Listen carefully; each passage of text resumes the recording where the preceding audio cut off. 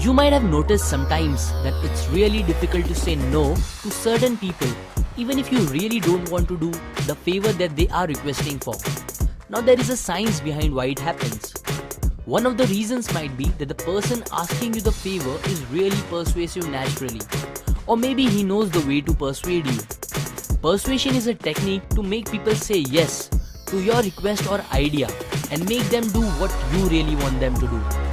It's one of the most powerful skills to learn and master if you really want to achieve success in any field of your life. Persuasion techniques are used everywhere nowadays by people ranging from a normal salesman to billion-dollar companies for selling their product, and even politicians. Caution: please don't use the information given in this video to manipulate people in a wrong way or for any evil purpose. As there is a famous saying by Abraham Lincoln, you can fool some people for some time, but not all the people all the time. Don't make a bad reputation of yourself. If you want long-term success, use it for only mutual benefits. Influence the Psychology of Persuasion is a book recommended by Charlie Munger, who is a billionaire himself. And this is one of the best books I came across on the topic of persuasion. So let's begin. During the course of evolution, human brain has developed shortcuts for making decisions quick to save energy of the brain. These shortcuts are nothing but triggers. In today's world, our brain uses these triggers more than ever, as our brain is flooded by information through various sources nowadays, and we don't have enough time and energy to analyze all the information that comes to us.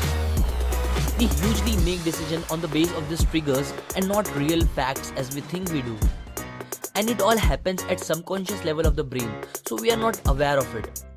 There are basically 8 triggers discussed in this book which make us take decisions and are used for persuasion. Number 1. Scarcity. Going back thousands of years, survival was very difficult. The most important resources for survival were very scarce. So naturally, humans grew attraction towards scarce resources, as we needed them urgently. After thousands of years, that sense of urgency is still present in our brain. We are more likely to get attracted to certain things whose availability is limited, and we mostly take actions to get it if we feel that we can lose that thing. Companies use this fact to a great extent. Example, companies make limited edition products, not because they can't make more products, but it triggers the customer to buy it since it is scarce and not available in abundance. Similarly, big restaurants usually put less food on plate. Advertisers use terms like hurry, offer valid only for today, etc. are all examples for this. This concept can be used in all aspects of life.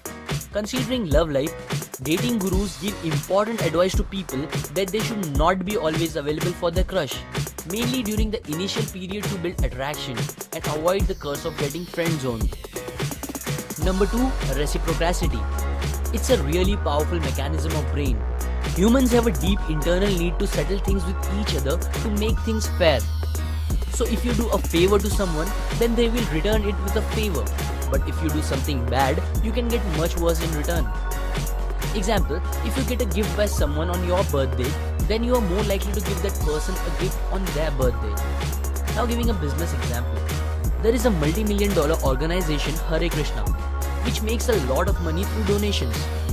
One way of getting donation is that at the airport they approach people and pin a flower to their clothes. Even if you say you don't want, they insist you to take it as a gift. And after you accept that gift, they immediately ask that if you would like to donate some money for their organization.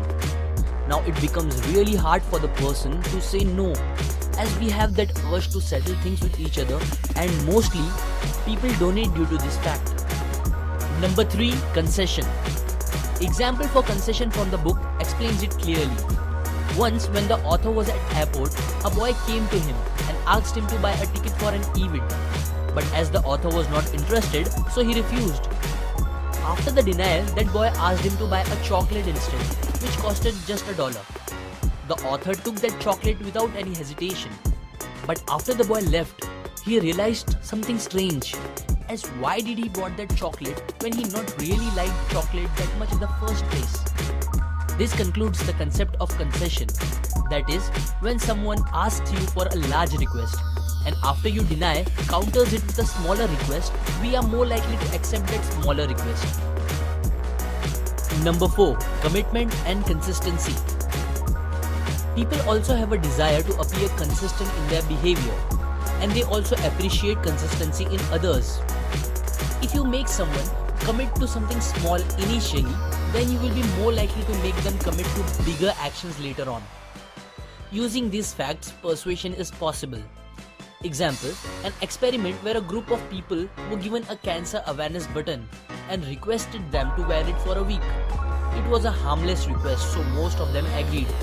Sometime later, these same people were requested to give a donation to help fight cancer. Not surprisingly, this group of people not even just donated, but with an amount much more than that of the other groups. Why? Because in wearing the button for a week, cancer fighting had now become a small piece of their identity. They were now more likely to behave as a cancer fighter would. Similarly, a charity gets people to sign a petition, not so much to influence others, but to increase their commitment to the cause. I will tell you another example where toy companies use this principle. What happens is that a toy gets heavily advertised. Children get excited by it and then approach their parents about buying it for the Christmas. After some consideration, parents agree and make the commitment to buy it. When they go to the store, they discover that the toy is out of stock. So they check out other stores and then discover that it is simply not available anywhere. Note that this is done purposely by companies and stores. So what they do? Simply they buy other toys to compensate and apologize to the child. Suddenly in January, the toy arrives in store. Children notice this and tell their parent to buy.